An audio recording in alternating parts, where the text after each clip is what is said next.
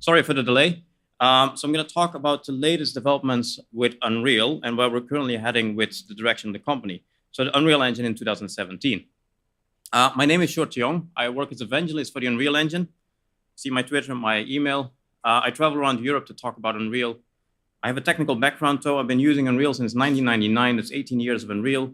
Started out in the Unreal Tournament mod community long ago, level design technically, originally. And now I do anything tech art related. I've done AAA indie studios. I've done my own indie studio as well, 3 games. Last one was the Solus Project. I've done education, freelance work, etc., etc. So that's how I ended up in this role eventually, right? Now, Unreal, or the Unreal Engine as well, was released or created, actually, not released, in 1995-ish. It started. In 1998, it released for the first time.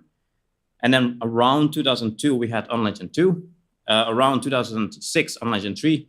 And then Unreal Engine 4 was released to the public GDC 2014. So we're now 3 years and a little bit into the cycle, okay? And we went entirely free. Well, entirely is discussable, but free enough 2015. I'm going to start by talking about our games, because that's really what defines us and what makes us different, and also what impacts the engine itself, right? We still make our own games. That's how we started. That's also who we are. We are game developers. We want to make stuff. And we made the tools so we can make stuff better. That's still the philosophy. So we've got, and I've got a lot of videos here, by the way. The videos are pretty long, so what I'm going to do is I'm just going to click through the videos at random points just to give you an impression, okay? We're not going to see the whole videos. But as you can see here, we did Robo Recall. There was a VR game we did, released for free. You shoot robots. That's it, okay? The point is, by building in VR capabilities into the engine, we had to make our own game. If we want to understand what VR really needs, we need to make our own game, ship it, not just a demo, but ship it and see what happens. So we did that there. Likewise, we are doing Battle Breakers, which is a smaller mobile title we're building. It doesn't look like Unreal at all, I think, personally. So it's a nice experiment, again, to see, can we do this? What does it require? Likewise, we are doing Spy Jinx, which I can't show anything yet. That's a larger mobile title. So I'm just skipping through. Because of the focus towards mobile also, this is not one of our games, but it's a Korean game, Lineage 2. Sold like, I don't know what it did. I think it was $170 million or something in 1 month, or whatever the number was completely ridiculous. But as you can see, this is a mobile game, dynamic shadows, dynamic light, lots of characters, animation, effects, translucency, and it runs. That's where we're heading. We don't want to focus on smaller mobile games, even though one of the games we did is exactly that. But overall, we want to go for the high-end visual material, like we've always been doing. All right. Likewise, for the larger games, the PC console games, this is Paragon, which we're still working on. Which is, coming from Gears of War, this is what we're known for traditionally. And then, of course, right now, and this is the biggest one, we have Fortnite, which was released a few weeks ago, and the Battle Royale game type. We're now at 7 million players. We expect to be hitting the 10 million by Sunday evening, by tomorrow evening or Monday morning. It's going that fast, okay? So it's rapidly accelerating.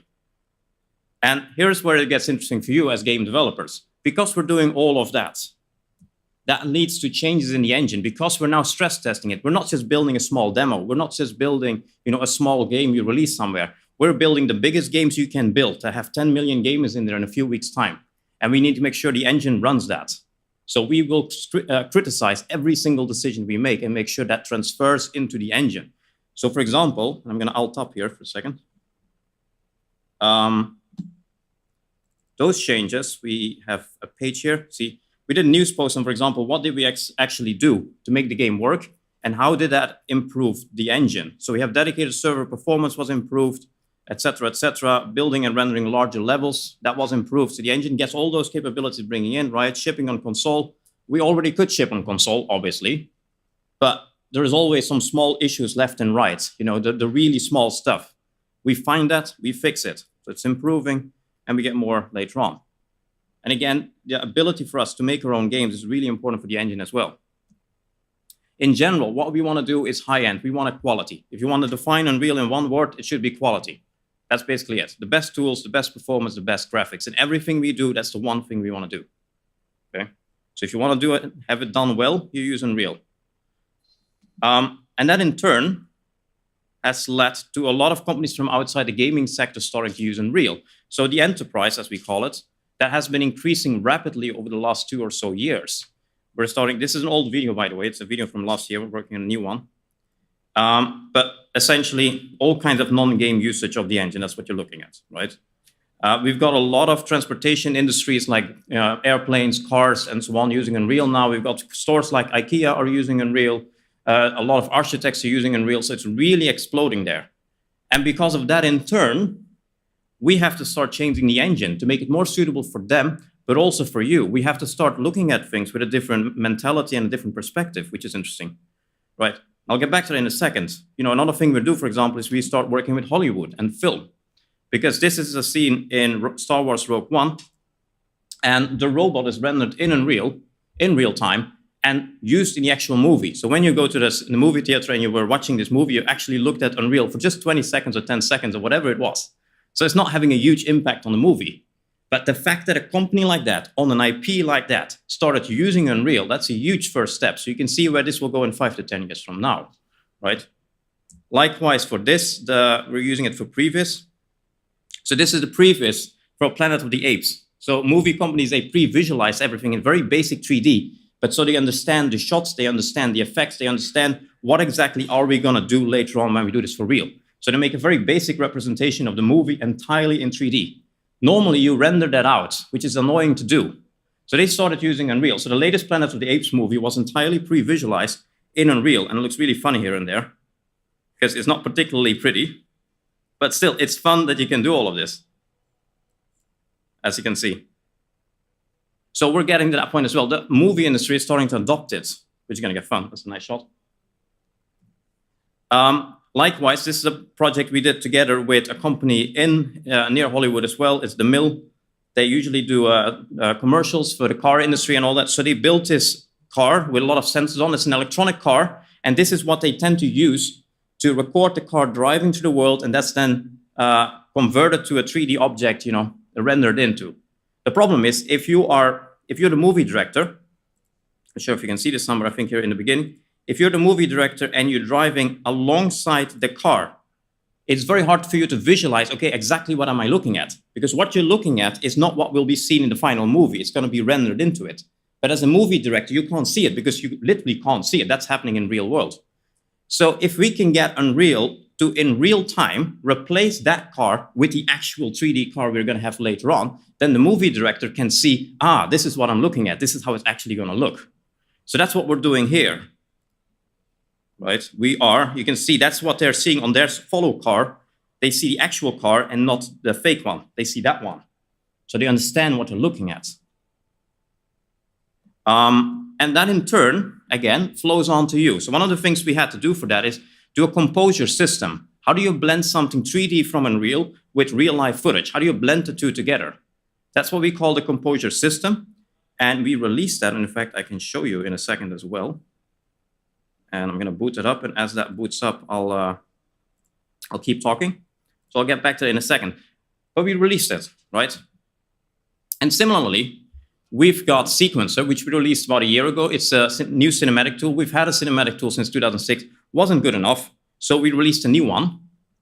And in fact, at 6 o'clock today, I'm going to be talking about this thing, which I can alt up to even. Find it back. So it's basically this environment here. You can see here Sequencer. It's the whole cutscene editor. You can see you can blend the animations together, all the sounds. I mean, it speaks for itself what it does, I think. But I'm going to be building this live at 6 o'clock. So again, you can see the workflow there and what it all does, how it works, how it impacts things. We've also tried that ourselves with Fortnite. So with Fortnite, we've done, alt-tapping again, an entire launch trailer, which was entirely done in-engine with the tools we have available for everyone. So again, we're testing it. Can we build an entire, short movie? It's only, what is it?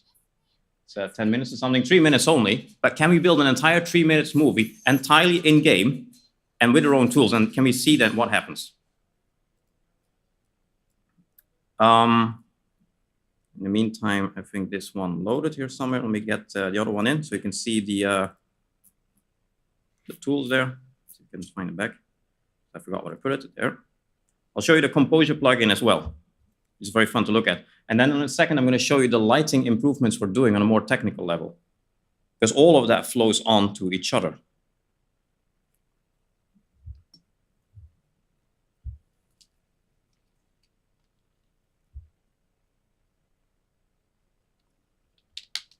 So here you saw, this is the thing you saw in the screenshot, right? We got a basic 3D scene. It's just this. It's obviously a test scene. We got the character here, but we've got a cinematic. I'll find back the cinematic. Over there. That makes the character walk, you see? We're simply making the character walk through the environment. But we then use that with the Composure plugin to blend in frames from the movie itself, okay? So in here somewhere you have shots, and you can see here footage, proxy or whatever. All of these are all the frames one by one. So it just plays the image sequence. So if you play this in game, you see this instead. So it composes it together, and it looks as if the two are merged in. And again, we release that, and you can use that. So what you're seeing in the background is literally just the image sequence. Now, again, for Fortnite, cinematics, likewise, so we started doing AR, augmented reality. We did this together with Apple and Peter Jackson, his company. We built a small, basically movie, augmented reality movie on the latest iPads in Unreal, right? Now, because we're starting to do that, in turn, we released those tools. One of them was used, and those tools were used for this game here, which was, it's a game by a Russian company. It just shows you the use of augmented reality. So they rendered this into it with Unreal. But I mean, those games are starting to pop up, and we're definitely on top of that. We want the engine to be able to support AR moving forward. We got HTML5. We've had this for a longer time, but we're definitely still focusing on it. For example, this is HTML5, Unreal. Looks great. I think it's running on my laptop. Well, obviously, my laptop is powerful, but I've got 3 or 4 editors running in the background at the same time right now. I mean, performance is not particularly a problem. See? So we're focusing on that as well. I'm actually, one of the reasons we focus on this is because those other industries, they require more HTML5 than perhaps your traditional game developer does. Because I think you're all the same as me. If you want to play games, we tend to play it on PlayStation, PC, Xbox, something like that, right? But for the other industries, it's interesting. Like, well, you can draw in the water, by the way. Really important. So that's coming up still. And here's on the tools itself. So one of the things we've been working on for a longer time that you might have heard of if you've been using Unreal is Niagara, which is the new particle editor. So we've had a particle system since 2002-ish, Unreal Engine 2, that was based on just a long list of properties, like certain other engines still do nowadays. Okay. Then in 2006-ish, we released the first particle editor called Cascade, which has been used all the way up to today. Works perfectly fine. Every single Unreal Engine 3 and 4 game you've ever seen will have used Cascade, but it has limitations. So we went further, and also the movie industry, they expect more from particles than what we did in games. So this is Niagara. I can't show the tool yet live, but basically the effect we had from the car there was done. It also shows that it's not just regular particles anymore. It's actually using skeletal meshes. So we've got a few thousand people running there, which are particles, and they take almost no performance. So we can build a crowd system with a particle editor. Okay, it's gonna go really far. The stuff I've seen is really, really cool. So that's coming up. Then we also got, again, for enterprise, but it impacts game as well, Datasmith, which is a plugin to allow you to rapidly convert scenes. So the one on the upside, on the top, that is a 3D Studio Max environment rendered in V-Ray. The one at the bottom is Unreal. Now you can say, sure, you can do that. But this took literally minutes to convert. So we built an exporter where you just click a button, it converts the entire thing, puts it in Unreal, and it looks roughly the same. So rapid back and forth between traditional tool sets and Unreal, right? And that's been needed because if you just Google Unreal Engine 4 architecture, so you're going to find thousands of pictures. People make really cool stuff with it. And that in turn, because here's the point for what's relevant for you, has led us to reconsider the engine, because there have been certain things in the engine that we hard-coded in. We hard-coded the stuff in, right? Because we thought if you make a game, you never need to have something that is that extremely pretty or heavy on the performance. So there's been all kinds of limitations that existed. But because we started having these kind of customers, we started changing the engine. One of those things has been the skylight system. The skylight system in Unreal is what creates the atmospherical lighting. So what it essentially does is it captures a cube map, a picture of the entire sky, and then it uses the actual cube map to project the lighting back down on the environment. So if you have a sunset on one side of the sky, you're going to get orange ambient lighting coming in from that side. Now, it wasn't particularly good at it for two reasons. It wasn't very precise, and it only had one light bounce. That doesn't really do, I mean, that might work for some games, but it doesn't work for architecture. So we changed that. This is now available for everyone in 4.18. So you see the difference? That one is a lot more richer, has better color quality. So then we figured, you can see it here too, by the way. You've got a corridor, you see the sunset actually coming in. It's not light placed, it's just purely the environment, atmosphere captured and projected back in. So my colleague, Nick Donaldson, he came up with the idea, okay, so what if you use this with a cube map like this, and we make a box. So it's lit, you're inside a box, there is a hole in the box. You see there's on the left side, that's like a cylindrical hole, right? And we try to get the light from outside to fall into the hole and reproject inside, okay? And then we figured if we make the hole smaller, we actually get a pinpoint camera. So we now got Unreal to simulate pinpoint cameras. The smaller the hole gets, and you can see the light gets flipped upside down like happens in a camera and projected on the wall. This is completely useless for games. But the fact you can do this is awesome. So I figured, let me do that. So I did it. I did it myself too. So here is a pinpoint camera in Unreal. Again, the fact you can do this.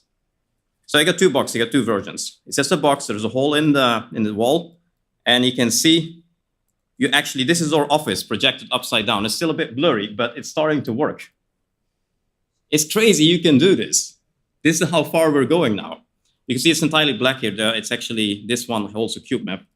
See, that's the one projected in. Okay. And then I try to make the hole smaller, which works. It gets sharper, but it also gets darker. Now, the settings are absolutely extreme. It took me 15 minutes just to recalculate the light for one cube. Okay? So ignore the fact you can't do this in games, but it's so fun you can actually pull it off now. Another one is that for a long time, we had an indirect lighting cache for dealing with dynamic objects in statically lit environments. So basically, if you have an object that's dynamic, how does the dynamic object know what's the brightness of the lights if all the lights have been baked into light maps? The system we had wasn't very good. It worked, it was okay, but it wasn't very good. So we switched around to these things. In fact, that were the dots you just saw when I was here. All these dots, that's the same thing. That's volumetric light maps. So we have now added volumetric light maps, which means that if you have a character, it used to look like this. Now the light is much richer because that character used to take one or a couple of points nearby and use those points to figure out the ambient lighting in that area. Now it's using actual volumetric light maps. Now, once you've got that, if you've got volumetric light maps, you can also take fog and apply light map the fog itself. So the fog is now light mapped. It's the stuff that happens. It's so cool. It's like being a kid in a toy store or so. Other stuff we're still doing is the audio tools, as seen at GDC earlier this year. That's not entirely released yet. There's a beta alpha-ish version out there, but that's coming up. So we've hired 2 people entirely focused on audio, and we're rewriting most of it. So that's going to be a major improvement in the future. Blueprint remains super important to us, obviously, and to most developers. So there's a couple of things we're going to focus on. We're going to focus on better blueprint debugging. We're going to have better blueprint compilation, so we can do very large projects in a better way. Faster, more responsive, fewer crashes, and so on. Fewer circular reference issues, and in general, more performance, runtime performance. So we're solidifying blueprint in the next year or so. Okay, this is always fun. I love doing it. I've been doing this for years, but I still love it. So, or release notes, right? Usually just scroll.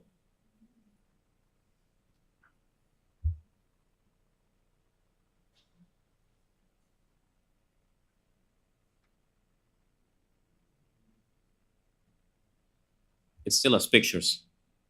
The pictures will soon be gone. The pictures are the more bigger things. Now we're past the pictures, so enjoy. We're not even halfway. Okay. We're now 40%. I will use page down so it goes a bit faster. Okay, you're getting the point, I think, right? So this was release 4.17. And we are very, very detailed, by the way. So if you need something fixed, you can see every single change that we've done. Everything. So you know exactly what changed. And this is release 4.17. We've done 17 releases since GDC 2014. That's 3 years something, 3.5 years. For 17 releases, each release being this size. And it's still going at the same speed about. So that's how fast we're moving forward and improving this. I'm going to do the next few slides faster and see if there's time for questions. So I'll crash through this a little bit fast, okay? Obviously, indie games for us are really important. Here's two of our success stories. In fact, this is my own game that I made myself earlier. So I've been very much so in the same position. I worked on this game for 3 years. This released last year, PC, console. And it actually did well. We sold over 200,000 copies, so I'm very happy with that, in today's market especially. Also, here's things the community in general made. Every month we make videos like these, just collecting the coolest community material. You know, it could be school projects, it could be indie games, it could be just plugins like these, just to see what's all being created. And you can see a lot of this is done with almost no budget by very small teams. How far people get, it's really cool. It's basically just on their own or 2 or 3 people. And that in turn leads to the exposure. So even here at PGA, this year's first time we're doing that. 10 of those booths at PGA were bought by us. They're our space. It's the corner with, there's at one side is Echo, and the other side is Runer. That block there, that's our space. We gave that to mostly Polish developers. We just gave it away. So we're trying to help you. If you build a game in Unreal, we'll try to be there for you and try to help you. We do this at GDC, Nordic Games, other conferences, REST, and so on. Same tools for everyone. Doesn't matter if you're a student or the biggest studio on the planet, you get the same stuff. All source code is available. So you can change whatever you want. You can make the editor purple, as I always say. You can even submit the purple editor back to us on GitHub and ask us to make it official, and we're not going to do that, but you could do it. That's cool. So you can fix all the things. We got all the different platforms are basically supported that you would expect. All the sub-editors are standard included, unlike certain other engines where you have to buy lots of plugins. Okay, everyone has all the tools there. They're the same for everyone. Everything has been made by the same people, documented, works on every platform. And we give out $5 million because why not? So that's ongoing. Likewise, so it's called the Unreal Dev Grants. You can apply at any one point. There's no deadline. It's an ongoing process. And also we have the Xsola Capital, and we're working on a few more. So we're trying to get to ways, how can we fund studios? Because we know some of the problems you have as an indie is exposure, marketing, right? And it's going to be money, funding, and so on. That's probably the 2 biggest problems. Because skill is not the issue, right? Creativity and all that's not the issue. The 2 biggest problems are those. So we're trying to address that. License-wise, it's entirely free to use, including in education. There's no license management. You can literally copy the engine folder from one computer to the next. It'll run. It's literally just a bunch of files. Okay, there's nothing special about it. And the pricing is it's 5% royalty rate, gross royalty rate for games. For enterprise, it's more complicated. A lot of it in enterprise use is actually free, but we do have a per seat model and so on and so on. If you're interested in that, we can help you later. Okay. If you're a larger studio or you need other terms than 5%, we can discuss everything. Okay, that also will give you access to the Unreal Developers Network and other things, which is a professional support network. So all of that stuff exists basically. If you need that, just talk to us. That's it. Okay. Good. Then I have about 10 minutes or 5 minutes left for questions, I think. 5. Good. Any questions for 5 minutes? Nothing. Everyone knows Unreal. Cool.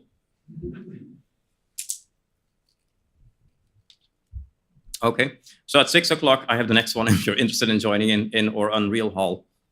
2 halls further. Cool. Thank you, Sjoerd.